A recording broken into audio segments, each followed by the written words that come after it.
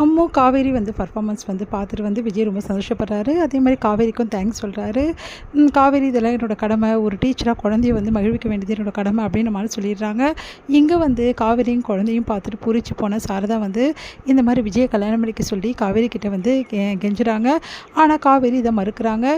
இந்த சூழ்நிலையில விஜய் வந்து அம்முவும் காவேரியும் வந்து அப்படியே வந்து அங்க பர்ஃபார்மன்ஸ் பண்ண ஃபோட்டோஸ்லாம் பார்த்து சந்தோஷம் அடைகிறாரு. குழந்தையும் வந்து விஜய் கிட்ட இந்த மாரி எனக்கு மிஸ்ஸே அம்மாவ எப்பப்பா வருவாங்க அப்படின்னு சொல்லிட்டு கேள்வி வந்து கேள்வி கேட்டுட்ருக்கா. இந்த சூழ்நிலை விஜய் வந்து ஒரு முடிவு பண்ணுறாரு. எப்படியாவது காவேரியை கல்யாணம் பண்ணிக்கணும் அப்படின்னு சொல்லிட்டு ஒரு முடிவு பண்ணிடுறாரு.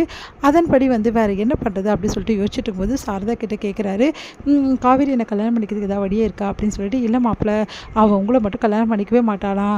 அவள் வாழ்க்கையில் அவளை விரும்புகிற ஒரு பையனை தான் அவர் கல்யாணம் பண்ணிப்பாளாம் அப்படின்னு நம்ம சொல்கிறாங்க. அதை கேட்டு வந்து ரொம்ப டென்ஷன் ஆகிறார் விஜய். இந்த சூழ்நிலை காவேரி என்ன பண்ணுறாங்க, நம்ம வந்து குட்டி காவேரி வந்து மீட் பண்ணுறாங்க. அப்போ வந்து நீங்கள் எனக்கு அம்மா வந்தால் ரொம்ப நல்லாயிருக்கும். இந்த ஒரு நாள் எனக்கு அம்மா கிடச்சது அவ்வளோ சந்தோஷமாக இருக்குது. வாழ்க்கை ஃபுல்லாக எனக்கு அம்மா இருந்தால் எனக்கு எவ்வளோ சந்தோஷமாக இருக்கும் மிஸ் அப்படின்னு சொல்லிட்டுருக்காங்க. நம்ம வந்து அம்மு அதை கேட்டுட்டு குழந்தை மனசில் அம்மா வேணுன்ற ஆசை இருக்குது. அதை அவள் புரிஞ்சிக்கவே மாட்டேங்கிறாரு. அதுக்கு ஏதாவது ஒரு ஏற்பாடு நம்ம தான் பண்ணணும் அப்படின்னு சொல்லிட்டு காவேரி யோசிக்கிறாங்க. அதன்படி என்ன பண்ணுறாங்க, ரம்யாவுக்கு வந்து கால் பண்ணுறாங்க. ரம்யா வந்து கல்யாணத்துக்கு அவர் ஒத்துக்கினாரா விஜய் அப்படின்னு சொல்லிட்டு கேட்குறாங்க. நீங்கள் தான் ஒத்துக்க வைக்கணும், அவர்கிட்ட பேசுங்க, மனசு திறந்து 2 பேரும் பேசுனீங்கன்னா அந்த பிரச்சனைக்கு ஒரு முடிவு வரும் அப்படின்னு சொல்லிட்டு ஐடியா கொடுக்குறாங்க.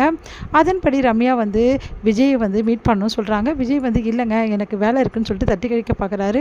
ப்ளீஸுங்க உங்களுக்கு கெஞ்சி கேட்குறேன், ஒரே ஒரு வாட்டி என்னை வந்து பார்த்துட்டு போயிடுங்க. அதுக்கப்புறம் நீங்கள் சொல்கிறத விஷயத்தை நான் கேட்பேன். நான் வந்து உங்களை டிஸ்டர்பே பண்ண மாட்டேன் அப்படின்னு சொல்லிட்டு ரம்யா சொல்கிறாங்க.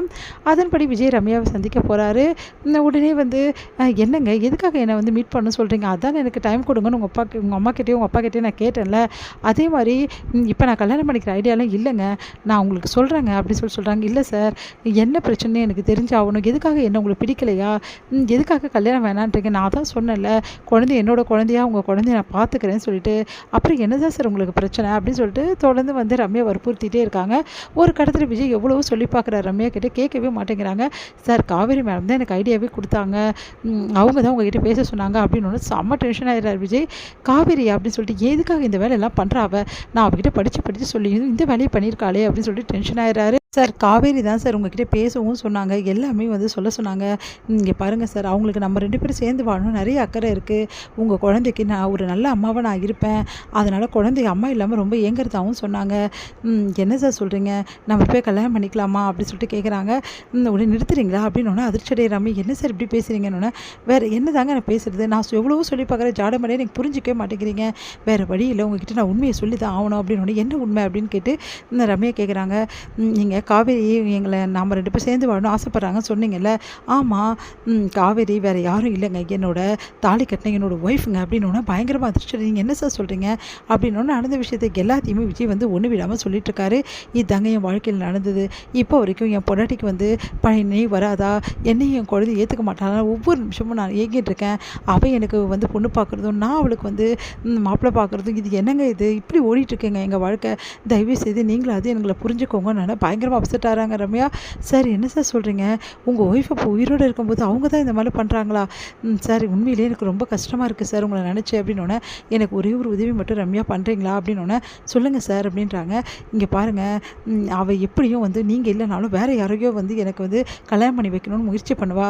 அதனால் நீங்கள் எதையாவது ஒன்று சொல்லி வந்து கொஞ்ச நாள் கல்யாணத்தை தள்ளி போடுங்க, அதுக்கப்புறம் நான் கண்டிப்பாக கல்யாணம் பண்ணி போனாங்கிறப்ப அப்படின்ற ஒரு ஷூரிட்டி மட்டும் அவங்களுக்கு கொடுத்துருங்க. அதுக்கப்புறமா காவேரி இந்த பேச்சை கொஞ்ச நாளைக்கு எடுக்காமல் இருப்பா, இல்லைனா வேற ஒரு பொண்ணை பார்த்து எனக்கு கல்யாணம் பண்ண முயற்சி பண்ணுவா. ப்ளீஸுங்க இந்த உதவி மட்டும் செய்கிறீங்களா அப்படின்னு சொல்லிட்டு கேட்குறாங்க.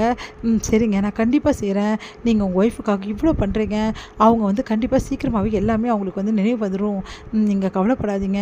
நான் கூட என்னை பிடிக்காம தான் நீங்கள் தள்ளி போகிறீங்கன்னு நினச்சேன், ஆனால் உங்களுக்குள்ளே இவ்வளோ ஒரு சுகமான ஒரு கதை இருக்குன்னு நான் நினச்சி கூட பார்க்கல சார், நீங்கள் கவலைப்படாதீங்க, உங்களுக்கு நான் ஹெல்ப் பண்ணுறேன், இதுக்கப்புறம் காவேரி மேடமே எப்படி சமாளிக்கிறது நான் பார்த்துக்கிறேன் அப்படின்றாங்க. அதுக்கிட்ட ரொம்ப தேங்க்ஸ் ரம்யா, நீங்கள் இந்த அளவு கைண்டாக பேசுவீங்க எனக்கு எதிர்பார்க்கல அப்படின்னு சொல்லிட்டு விஜயும் ரொம்ப சந்தோஷப்பட்டுட்டு இருக்காரு.